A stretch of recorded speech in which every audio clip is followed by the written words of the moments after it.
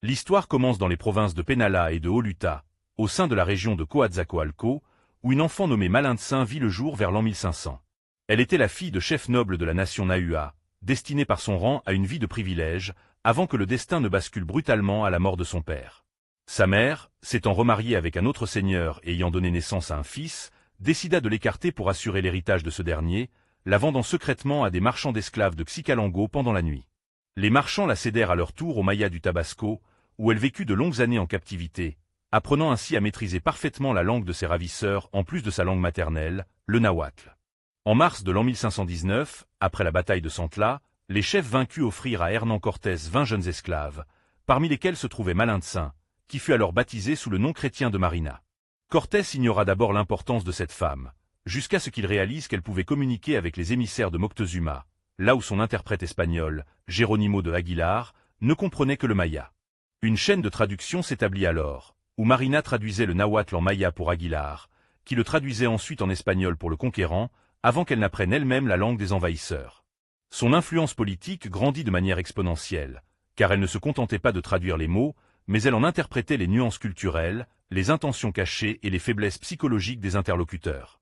C'est elle qui, lors de l'arrivée à Tlaxcala, comprit que ce peuple détestait les Aztèques et qu'une alliance était possible pour renverser le pouvoir central de Tenochtitlan.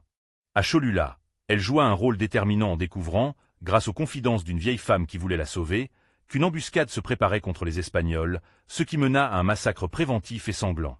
Elle devint l'ombre de Cortés, sa conseillère intime et la mère de son fils premier-né, Martin, marquant physiquement le début du métissage biologique du continent. Pourtant, malgré ses services, Cortés la maria plus tard à l'un de ses capitaines, Juan Jaramillo, au cours d'une expédition vers le Honduras, avant qu'elle ne disparaisse des chroniques officielles vers l'an 1529. Certains récits affirment qu'elle retrouva sa mère et son demi-frère au cours de ses voyages, et qu'au lieu de se venger, elle leur accorda son pardon et des présents, faisant preuve d'une clémence inattendue. Dans les codex indigènes, on la voit souvent debout, la main levée, dirigeant les débats et se tenant au centre de la scène, ce qui témoigne du respect immense, teinté de crainte, qu'elle inspirait aux chefs locaux. La légende de la Llorona vient hanter cette réalité historique, car la tradition populaire a fini par punir symboliquement cette femme puissante en la transformant en un fantôme errant, condamné à pleurer pour l'éternité.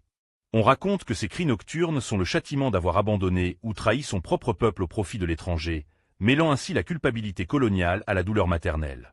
Chaque détail de sa vie, de la trahison de sa mère à sa mort mystérieuse, a été soigneusement tissé dans le folklore mexicain pour créer une figure à la fois haïe et admirée, mais jamais oubliée. Elle reste cette voix qui a permis l'effondrement d'un monde et la naissance d'un autre, une médiatrice dont le silence final dans les archives ne fait qu'accentuer le mystère de sa véritable loyauté.